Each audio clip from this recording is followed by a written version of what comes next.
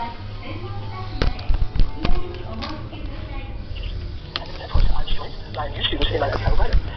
And so the challenge now was to simplify down this reaction that we had going on in order to be able to see if there really was an internet activity that truly was doing what these servers of the internet. And so Carol was able to refine and strip down the assets with their essentials to get to the following point, to picture here. So we made a DNA oligonucleotide, which is a colored bar here, made up of the building blocks you can see that looks like the end of the chromosome of DNA. And then by adding the extracted tetrahydrate cells right at the stage when they were known to be making new telomeres for mature chromosomes, at that point in their life cycle when they chopped up and changes were added. So obviously they might be enriched for any such internet activity such as so they extracted cells right at the stage and found different cells and two simple building blocks of DNA, teaching me that the exact repeats were added to the ends of these DNA chromosomes and DNAs.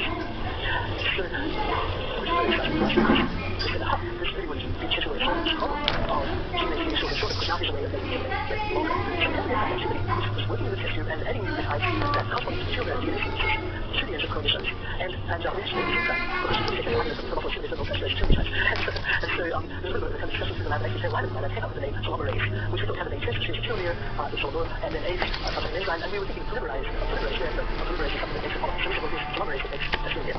So we were happy to add this new word, which eventually made its way into the dictionary. Let's see the example behind it, way these reactions work. What this is particular is an autoradiogram, which is a fractionated mixture of the reaction products, which have been labeled with trace amounts of radioactivity, and then they've been fractionated in the electrophoresis system, what's called DNA sequencing gel. And the start was just a very short DNA oligonucleotide called fiber, and then the DNA gets longer and longer, and you can see that there's this lovely repeating pattern, and that pattern is the fixation of the you can see motifs being repeated over and over. And you can see that we'll try more and more of this added to the ends of chromosomes. So this is a very visual kind of demonstration of this activity that we could quantify into many experiments to try and understand its nature. One of the things we found out not too long after first finding this activity was that the enzyme actually had within it an essential ribonucleic acid component. And what this does is the pictures here. So it has a ribonucleic acid component in it, which has made the enzyme very sensitive to the enzyme ribonuclease, not what we expect. It's almost just a protein enzyme. And within this RNA, there was a sequence shown in blue here, which is the exact complement of the GGGGG sequence that we found was being synthesized in the test tube. So with such a very strong fit, we decided to work the enzyme. And now the challenge was to find out if this really was behaving in cells as it was behaving in the test tube. Because what we find in the test tube is that the DNA, such as the independent chromosomal insert down here, could be elongated by addition of nucleotides and copying the template, which is our model, and that would now make the chromosomal end longer. Was that really happening in cells? So the answer to this gave us other answers as well. We were actually researching by making small changes in that base sequence here, in the RNA, and then putting the RNA with the change sequence into the cell, and asking if the change sequence in the blue sequence caused a change in the DNA that's added. For example, if this templating mechanism, as it's called, were really true, then if we change the particular C into a G, then instead of being copied by template sequences into the G, it would now be copied to the C. Or for example, if we change one of the J's into a G, it would now be copied into a G instead of into a normal G. And in fact, that was what we were able to show in experiments that were done in cells, like Guardian News, John Gardner, and Atari. Now that also gave us very unexpectedly another answer to this question.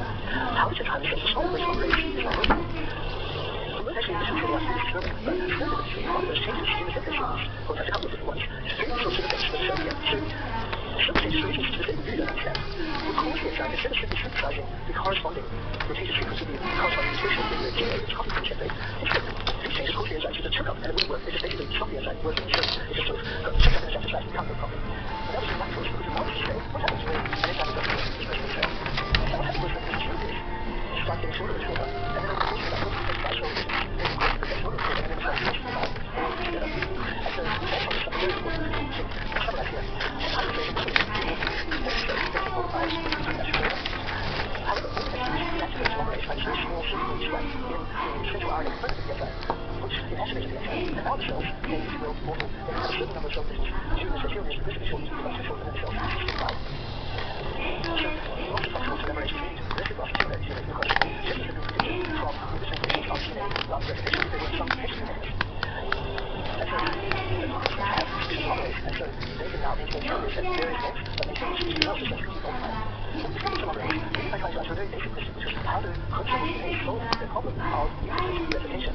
And it's very much driven by, first of all, the idea that if there's some interesting problem in biology we want to look for and try and understand how they do this working. After we put that in my head, I was always aware that nature seems to be very concerned in many of its fundamental molecular mechanisms. And so as we learn from the central dogma of DNA, information goes to RNA, goes to protein, although interestingly, this is the case with a perfectly normal cellular enzyme, which may be normal, and RNA is being copied into DNA. Something that people before had been thinking was only the kind of things that certain viruses, material elements do, but they didn't realize until telomerase that in fact copying RNA into DNA can be a normal part of a normal cell's life.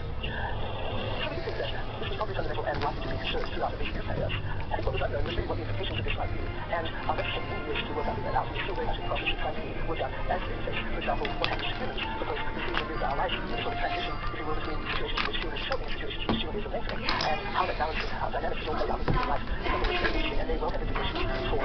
certain conditions, for example, towards certain disease states.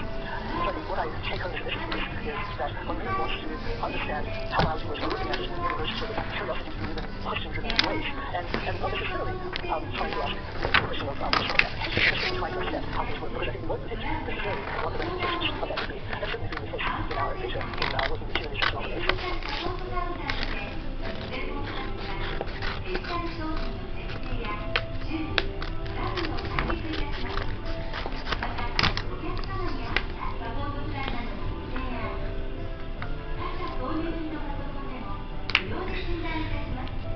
Hi, I'm Mark Holman from Yale School of Medicine at HSMI, and I want to tell you a story about a discovery that has led to a really wonderful, now 15 to 20 year experience of experimentation that followed. This discovery was really somewhat serendipitous, and I think there's a lot of luck involved. It was helped enormously by two wonderful collaborators who remained very close friends and constant contact. Ming Cheng, who's now in Taiwan, and Ulrich Hartl, who's now in Martin Street. And so I'll just tell you the story as it occurred. So the story is about information transfer in the cell. As we know, DNA is transcribed into RNA, it's in turn translated into protein. And the step that's involved here is the final step of information transfer, namely that of protein folding. So we know about machines that carry out transcription and translation and have very fine molecular details to those reactions for some years now, increasingly fine.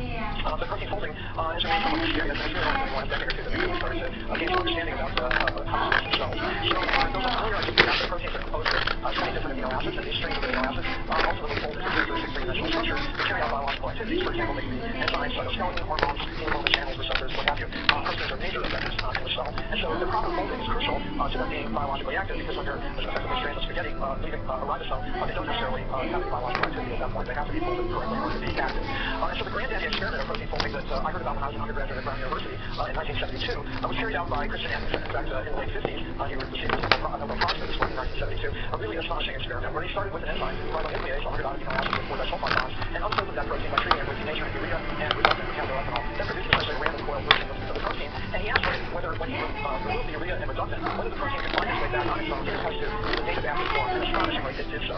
So this proved that a polypeptide chain contains all the information for folding into the unique native structure in its primary amino acid sequence structure.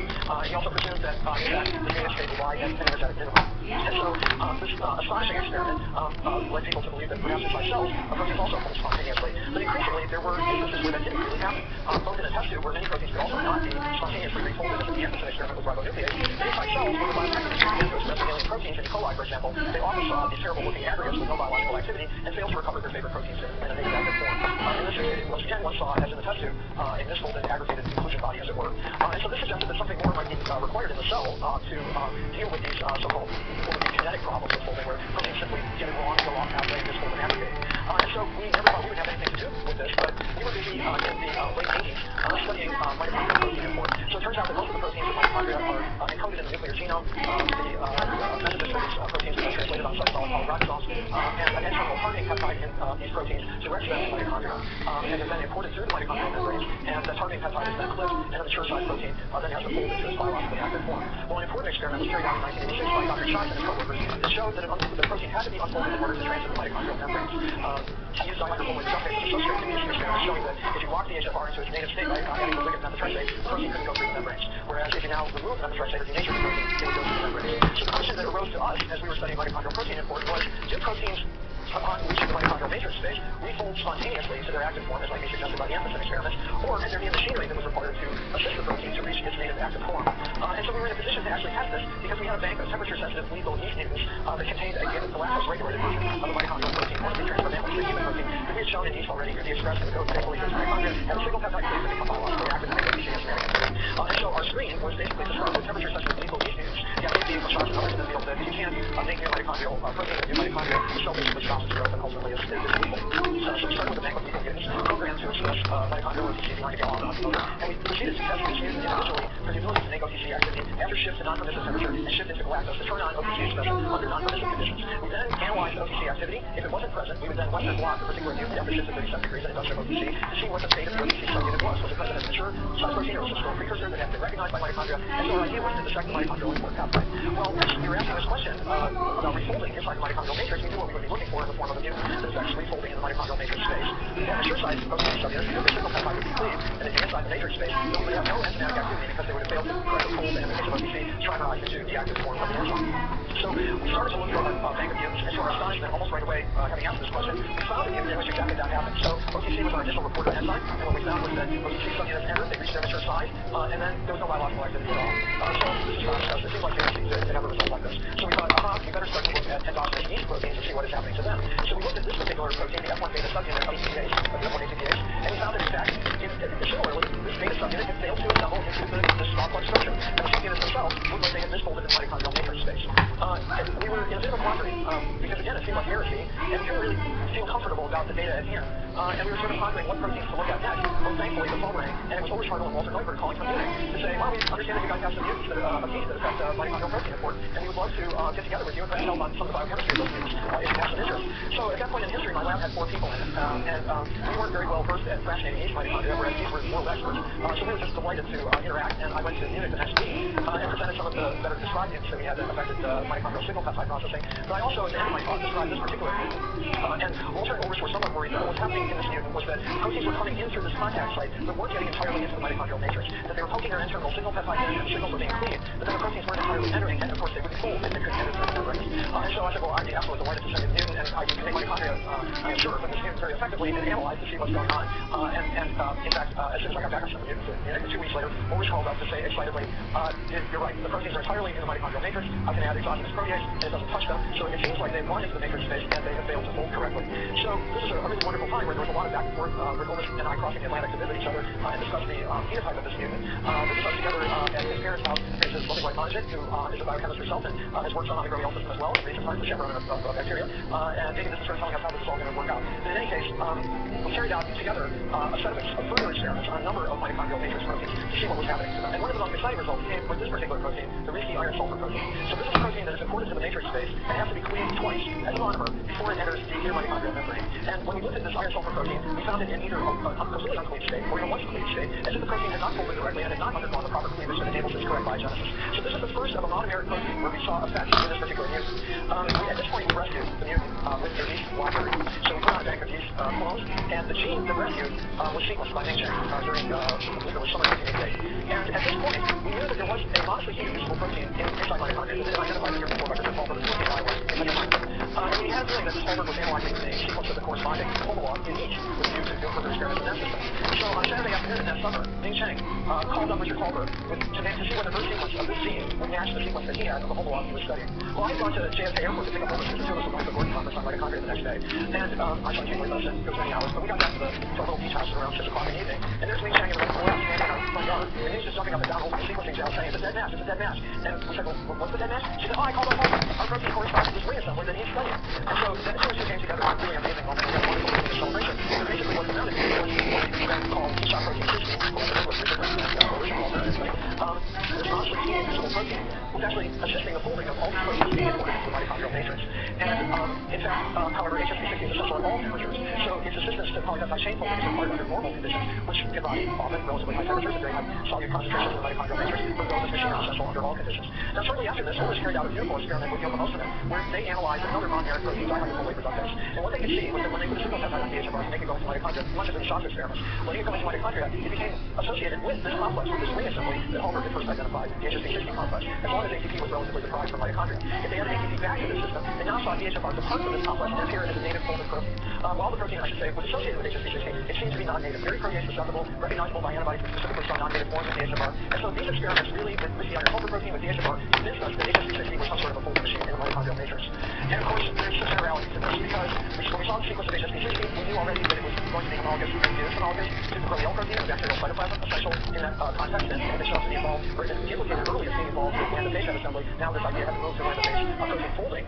There's also a protein inside the chloroplast called the Rubisco binding protein, identified by John Ellis as being required for assembly of Rubisco, which is a CO2 fixing enzyme. Is that the most abundant protein in the biosphere? This now had to go to the level of thinking that Rubisco binding protein was actually mediating protein folding of Rubisco subunits. And finally, shortly thereafter, working together, Ulrich and I with Jonathan Trent identified a T-shot protein in thermophilic archaebacteria that we call thermophilic factor 55, another form of ring assembly that is highly induced when you take these normally heat-loving bacteria and take them to an even higher temperature. It turns out to work just like a chaperone, and it also could turn over ATP and DNA just like these other ring assemblies. And in fact, when we analyzed synthesize this subunit. We found a homology for protein in eukaryotic cytosol called TCP1 or CCT for short. This being the eukaryotic, a member of the eukaryotic cytosol or chaperone, one subunit of the H subunit ring. They comprise that chaperone and essential for folding actin, tubulin, beta-propeller proteins, and many other proteins. So the generality of these ring assemblies and mediated protein folding to the native state seems to be getting established. And so finally, mechanistically, 20 years later, we understand at least how the bacterial chaperone system works in pretty good detail now with much biochemistry, X-ray crystallography, and NMR studies, and a lot of EM conducted on this particular machinery, the GrowYell machine, and its cooperating component GrowYes. And the bottom line in terms of mechanism is that an open ring of GrowYell with all this hydrophobic surface specifically binds non-native proteins through their exposure of hydrophobic surface of the lead ring to the interior in the native state. Thus, GrowYell specifically recognizes non-native protein.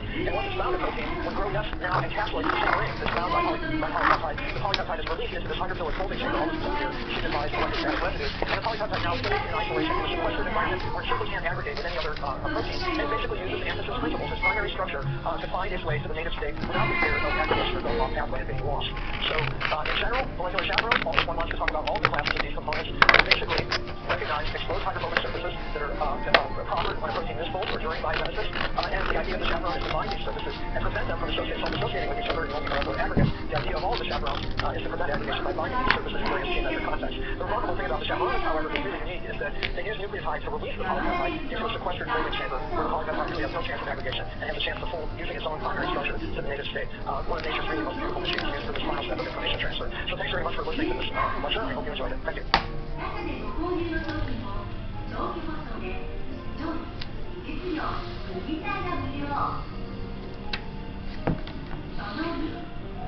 アレス総合保証サービスのアレスコ年間保証の1年間に2年間4年間をプラスして I'm a retired professor at Stanford Medical Center, and I'm going to reminisce a little bit about how the recombinant DNA idea emerged. I had been carrying out experiments with a colleague at Stanford, Charles Janowski, and as part of the experiment we were using phage-mediated enzyme production to deliver a gene from one strain into another using a virus as a carrier of that genetic information. A very potent technology that had been widely used and very important in development of current notions of molecular biology and micro. But at the same time, I had decided to move from my work in bacteria to try to learn something about mammalian cells. We wanted to test whether the ideas that had prevailed about gene function in microbes was also applicable to mammalian cells. And I took a year off and went to work in Salt Institute with Renato Vilbeco and to work on the tumor viruses. I chose the tumor viruses because they were known to have very small genomes, and they were known